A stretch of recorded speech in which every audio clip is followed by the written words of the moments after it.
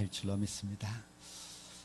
하나님께서 이스라엘 백성들에게 성막을 주셨습니다. 이 성막은 우리들에게 예배의 귀한 정신을 잘 가르쳐 주고 있습니다. 성막으로 나아가는 데는 그 들어가는 길의 절차가 있습니다.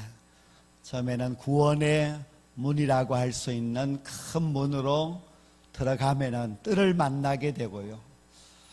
뜰에서는 우리 인간의 죄를 다 없애는 그런 절차인 번제단에서의 제사와 그리고 물두멍에서의 씻음이 있습니다. 그러나 거기에서 멈추면 안 되고요. 계속해서 성소로 나아가야만 합니다. 성소에 들어가면 오른쪽에는 떡상이 있는데 그것은 말씀의 떡상을 상징하고 있고, 또 왼편에는 금 등잔대가 있어서 그 등잔대에 불이 밝혀져 있습니다. 이것은 성령의 조명을 상징합니다. 그리고 좀 더 가면은 지성소 문 입구에 분향단이 있습니다. 항상 향을 살라 하나님 앞에 올려드리는 것인데요, 이것은 우리 모든 성도들의 기도를 상징하는 것입니다. 성소에서는 참 놀라운 하나님의 공급하심과 은혜가 있는 것이 분명합니다. 그러나 성소에까지만 가고 거기서 멈추지 말아야만 합니다. 우리 모든 하나님의 백성들은 지성소 안에까지 들어가야만 합니다. 지성소를 누구나 함부로 들어갈 수 없는데 우리가 어떻게 들어갈 수 있는가 할지 모르지만은요, 신약 성경 시대에는 예수 그리스도께서 십자가에서 속죄의 피를 흘려 죽으심으로 말미암아 이제 모든 우리 성도들이 왕같은 제상이 되었으므로 누구든지 지성소까지 들어갈 수가 있습니다. 물론 구약시대에는 대제사장이 1년에 한 번만 지성소에 들어갈 수가 있었습니다.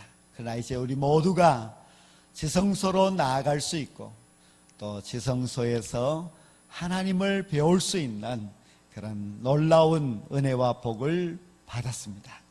그래서 오늘은 지성소로 나아가는 우리 성도가 되기를 바라면서 지성소에 대해서 말씀을 드리려고 합니다. 물론 지성소에 대한 더 구체적이고 자세한 말씀은 이제 수요 기도회 때 말씀을 드리려고 합니다. 그래서 수요 기도회 때 오시게 되면 더 완전한 말씀을 여러분들이 꼭 들을 수가 있습니다. 지성소에는 무엇이 거기에 있느냐? 법궤가 있습니다. 성막은 지성소를 위하여서 지었다고 할 정도로 지성소는 너무너무 중요합니다. 지성소가 왜 중요한가? 거기에는 법궤가 있기 때문에 중요합니다.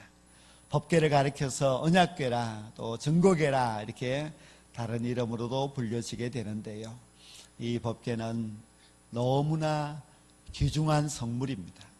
근데 그 귀중한 성물은 이제 궤로 되어 있는데요, 그러면 그 궤 안에는 무엇이 들어있느냐? 오늘 이 말씀에 보면은 거기에는 십계명의 돌판이 들어있다고 말씀하고 있습니다. 하나님이 이스라엘 백성들에게 첫 번째로 주셨던 선물이 바로 십계명의 돌판인데 그것이 바로 그 법궤 안에 들어있습니다.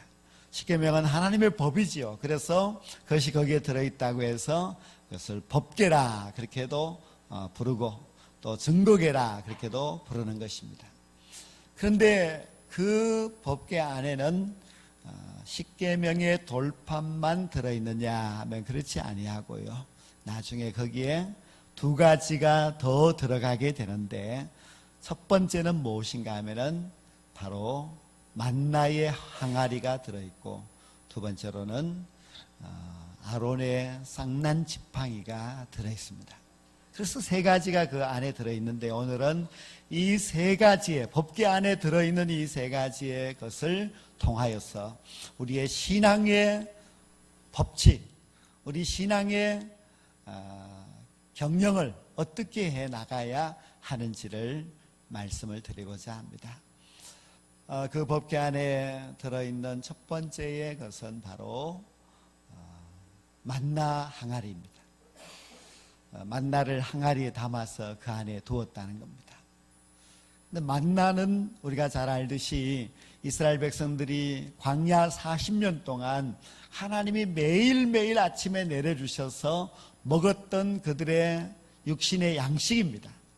그런데 그 만나 항아리를 왜 그 법궤 안에다가 넣어 놓았느냐, 그것이 뭐가 그렇게 중요하냐 할 수가 있는데요, 그것은 오늘날 우리들에게 주는 그런 귀한 교훈과 의미가 있습니다. 이스라엘 백성들은 물론 육신의 양식인 만나를 매일매일 먹었습니다. 그러나 우리가 법궤 안에 있는 만나의 항아리를 보면서 우리 역시 하나님이 우리에게 주시는 영의 양식, 말씀을 매일매일 먹어야 한다 하는 것을 가르쳐주고 있습니다. 이스라엘 백성들은 만나를 먹지 아니하면 죽습니다. 하루도 살 수가 없지요. 그러나 우리 모든 성도들은 하나님이 우리에게 주시는 영생하는 말씀, 하나님의 이 말씀을 매일매일 먹어야 됩니다. 그래서 이 법궤 안에 있는 만나 항아리가 우리에게 주는 신앙의 교훈은, 주님, 제가 매일매일마다 하나님이 저에게 주시는 영의 양식 말씀을 먹고 살겠습니다 하는 그 결심이 있어야만 합니다. 우리가 하나님의 백성이라면 당연히 이 첫 번째 신앙 경영 원칙을 따라야만 합니다. 우리가 하나님의 말씀을 먹지 아니하고는 살 수 없다는 그런 아주 강한 말씀에 대한 욕구가 있어서 그 말씀을 먹고 살아가게 될 때에 하나님이 우리에게 우리의 영혼을 살려주시고 또한 우리의 육신까지도 살려주시는 그런 놀라운 은혜가 있게 될 줄로 믿습니다. 지난주에도 말씀드렸지만은 하나님의 교회는 항상 말씀의 떡상이 준비되어 있고 그 떡상에 모든 성도들이 나와서 누구든지 자유롭게 그 떡상에서 하나님의 떡을 먹을 수가 있습니다. 이것은 하나님이 여러분 모두에게 공급하여 주시는 그런 놀라운 은혜입니다.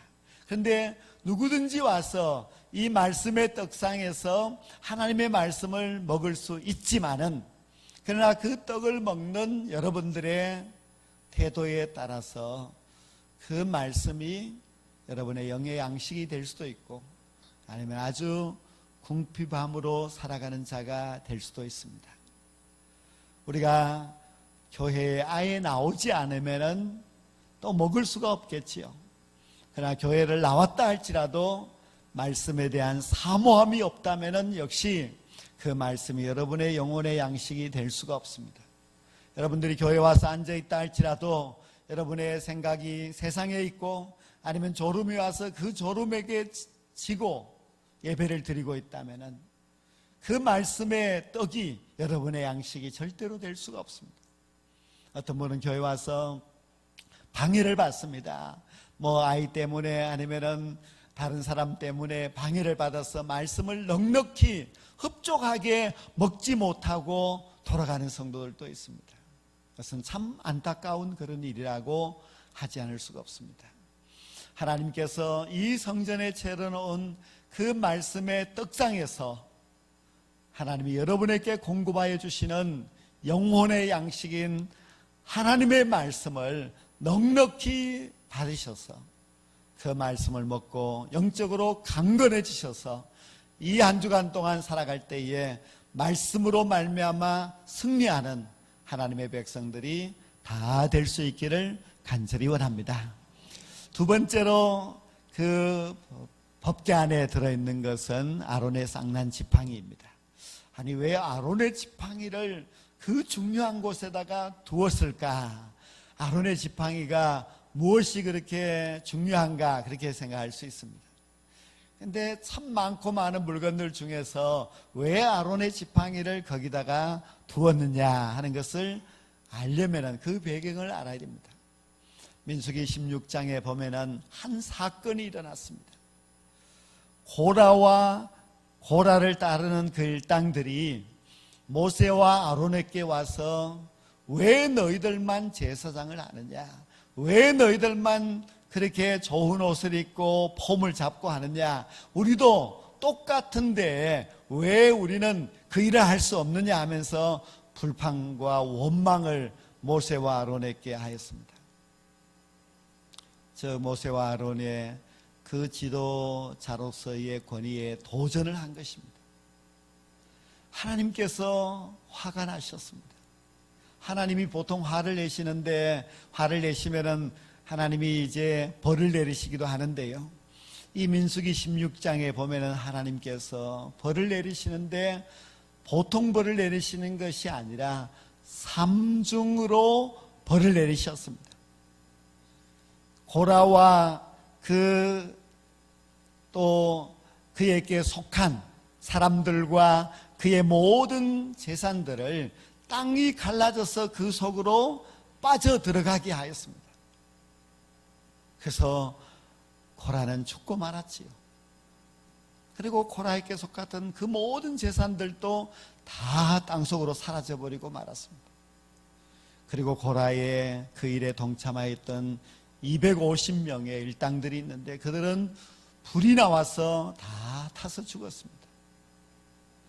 그리고 그 일로 인하여서 원망하는 백성들 14,700명은 연병에 걸려서 죽었습니다. 하나님이 너무너무 화를 내시는 것을 볼 수가 있습니다. 하나님은 도대체 왜 그렇게 사랑이 많다시는 분이 왜 이렇게 화를 내시고 끔찍한 일을 행하셨는가?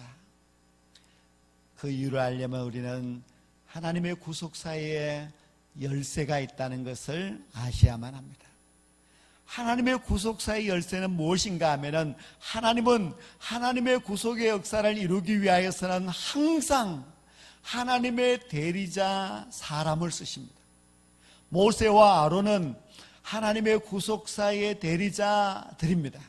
하나님께서는 모세와 아론을 통하여서 애굽에서 종살이하고 있는 이스라엘 백성들을 구원해 내셨습니다. 하나님은 그 일을 모세와 아론에게 시키신 것입니다. 하나님의 대리자인 모세와 아론을 대적하였던 고라의 일당들은 다 그날 멸망하고 말았습니다. 그 사건이 있고 나서 민수기 17장 그 다음 장에 보면은 또 한 가지 일이 있었습니다. 모세가 이스라엘 12지파의 대표들을 다 불렀습니다. 그리고 각각 자기의 지팡이에 이름을 써서 내도록 했습니다. 그리고 아론의 지팡이도 아론의 이름을 써서 내었습니다. 그리고 그 지팡이들을 지성소한 법궤 앞에다가 두었습니다. 하루를 그렇게 두었습니다. 그 다음 날이 되어서 그 지팡이를 다 끄집어내었을 때에 오직 아론의 지팡이만 싹이 나고 꽃이 피어 살구 열매가 맺혀 있었습니다. 다른 지팡이에는 전혀 아무런 변화가 없었지만은 아론의 지팡이에만 하룻밤에 꽃도 피고 열매도 맺히게 되는 놀라운 기적이 일어났습니다. 그 일을 통하여서 하나님께서는 이스라엘 모든 백성들에게 오직 하나님이 세우신 제사장은 아론이라는 사실을 똑똑하게 가르쳐 주셨습니다. 우리가 법궤 안에 있는 아론의 쌍난 지팡이를 보면서 우리는 하나님이 세우신 영적 질서가 있음을 알아야 하고, 하나님이 세우신 영적 질서에 복종하는 자가 되어야 한다는 것을 알아야만 합니다. 하나님은 질서의 하나님이시고, 하나님은 하나님의 구속의 역사를 이루실 때에 항상 하나님의 대리자를 세워서 일하십니다. 교회도 분명히 영적 질서가 있습니다. 하나님께서 세우신 그 영적 질서에 복종하는 것이 우리의 신앙에 얼마나 큰 유익이 있는지 모릅니다. 우리가 만약에 우리 가정에 부모님이 있는데 자녀들이 부모님을 대적하고 욕하고 비웃고 한다면 그 가정은 망할 수밖에 없습니다. 교회도 마찬가지입니다. 교회가 영적 하나님이 지으신 질서가 있는데 그것을 파괴하고 마치 고라의 일당과 같이 그것을 비웃고 대적하고 한다면 그것은 고라의 일당과 같이 망할 수밖에 없고 또 하나님의 나라를 파괴하는 자가 될 수밖에 없습니다. 우리의 신앙의 경영 원칙은 하나님이 세우신 그 질서에 복종하며 살겠습니다 하는 그 신앙이 있어야만 합니다. 그렇게 될 때 하나님께서 그도 복을 주시고 그리고 그 속한 교회도 복을 주시고 그리고 더 나아가서 하나님의 나라가 더욱더 굳건하게 세워져 하나님의 뜻과 하나님의 영광을 나타내실 것입니다. 하나님께서 이 법궤 안에 세 번째로 십계명의 돌판을 넣어두게 하셨습니다. 십계명의 돌판은 하나님이 모세가 시내산에 올라왔을 때에 직접 새겨서 준 것인데요, 그 십계명의 돌판에는 두 가지의 하나님의 가르침이 있는데요, 첫째는 예배의 정신을 가르쳐주고 있고 두 번째로는 인간을 존중하는 법을 가르쳐주고 있습니다. 하나님은 예배에 대해서는 아주 철저하게 가르쳐 주십니다. 하나님의 원칙대로 예배하라는 것입니다.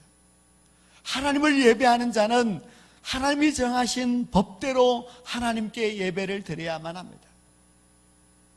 우리가 이 주일을 성수하는 것도 하나님의 법을 따르는 것입니다. 만약 우리 인간이 누가 마음대로 일요일은 빨간 날이고 노는 날이고 하니까 놀러 가고 차라리 월요일 날 저녁쯤에 그냥 교회에서 모여서 예배를 드리는 것이 좋지 않겠느냐, 그렇게 말한다면 그것은 하나님의 법을 어기고 도전하는 것입니다. 수천 년이 지나도 우리가 오직 주일을 거룩하게 구별하여 지키는 것은 하나님의 법을 따르는 것입니다. 마찬가지로 우리가 하나님 앞에 예배를 드릴 때도 하나님이 정하신 예배의 법을 따라서 하나님께 예배를 드려야만 합니다. 그것이 하나님이 정말 기뻐하시는 일이고, 그리고 그 예배의 삶을 통하여서 우리가 새롭게 살아나는 힘을 얻을 수가 있습니다. 하나님께서는 이 십계명의 두 번째 돌판을 통하여서 인간을 존중하는 법을 가르쳐 주고 있습니다. 내 부모를 공경하라, 살인하지 말라, 간음하지 말라, 도둑질하지 말라는 이런 모든 법들은 우리만 사랑하는 것이 아니라 남을 사랑해야 된다, 남을 존중히 여겨야 된다 하는 것을 잘 가르쳐 주고 있습니다. 우리는 남을 존중하되 가장 가까운 나의 배우자를 존중할 줄 알아야 됩니다. 내 배우자는 그 나름대로의 타고난 은사와 재능이 있기 때문에 그 은사와 재능을 인정하고 그것을 잘 발휘할 수 있도록 서로 도와주는 것이 부부입니다. 또 우리는 우리의 자녀도 존중할 줄 알아야 됩니다. 우리의 자녀를 대할 때도 하나님이 우리에게 맡겨주신 기업임을 알고 그 자녀를 존중할 수 있어야만 합니다. 우리가 교회 생활할 때도 마찬가지입니다. 우리는 교회 학교 교사라면 우리의 가르치는 학생들을 존중할 수 있어야만 합니다. 이 학생들도 그냥 아이들이 아니라 장차 하나님의 나라를 위해서 귀하게 쓰임받은 일꾼이라는 것을 알고 그들을 존중해야 됩니다. 또한 우리는 교회에서 세례서든지 아니면은 찬양대회에서든지 기관에서든지 어디에서든지 사람을 존중할 줄 알아야 됩니다. 우리가 함부로 할 수 있는 사람은 아무도 없습니다. 하나님께서는 하나님을 존중히 여기고 그와 마찬가지로 우리의 이웃도 존중히 여기라고 가르쳐 주셨기 때문에 우리가 특히 교회에서 생활할 때에 다른 사람들에 대하여서 존중히 여길 수 있는 그런 귀한 마음을 가지고 대하면 교회 생활이 더욱더 아름답고 원만해질 수가 있습니다. 지난 오늘까지 3주 동안 성막에 대해서 말씀을 드렸습니다. 우리는 성막을 통하여서 예배의 정신, 또 신앙의 정신을 하나님이 잘 가르쳐 주시는데요. 우리가 이 성전에 나올 때마다 이 성막에서 하나님이 우리에게 가르쳐 주시는 예배의 정신을 꼭 기억해야만 합니다. 우리는 먼저 뜰에 들어가서 우리의 죄를 해결해야만 합니다. 우리가 하나님 앞에 나올 때에 회개해야 되고, 하나님 앞에 한 주간 동안 우리의 모든 죄를 다 고백하고 하나님의 용서함을 받아야 됩니다.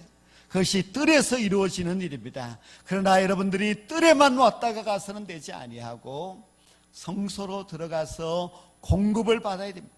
하나님의 영혼의 양식인 그 떡으로 공급받아야 하고, 성령의 조명을 통하여서 하나님의 신비한 그 은혜와 진리를 깨달아야만 합니다. 그리고 우리의 기도 생활을 통하여서 하나님 앞에 올려드리는 기도가 있어야만 합니다. 그러나 거기에서만 멈추지 마시고 여러분들은 지성소의 성도가 되셔야만 합니다. 하나님께서 우리를 위하여서 지성소로 나아가는 길을 열어주셨기 때문에 우리 모두가 그 지성소로 들어가서 하나님을 배웁는 자가 되어야만 합니다. 그리고 지성소에서 우리에게 가르쳐주시는 신앙의 원칙을 따라서 우리가 더 발전된 신앙의 사람들이 되어야만 합니다. 그것은 바로 만나 항아리를 바라보면서 하나님, 저는 하나님이 주시는 영의 양식으로 매일매일 먹으면서 살겠습니다 하는 고백이 있어야 됩니다. 아론의 상난 지팡이를 보면서 하나님, 저는 하나님이 세우신 영적 질서에 복종하며 살아가겠습니다 하는 결단이 있어야만 합니다. 그리고 십계명의 돌판을 바라보면서 저는 하나님께 온전한 예배자로서, 그리고 내 사랑하는 이웃들을 향하여서 존중히 여기는 귀한 마음을 갖고 살겠습니다 하는 그런 결단이 있어야만 합니다. 이런 여러분의 삶에 매일매일 있어야 됩니다.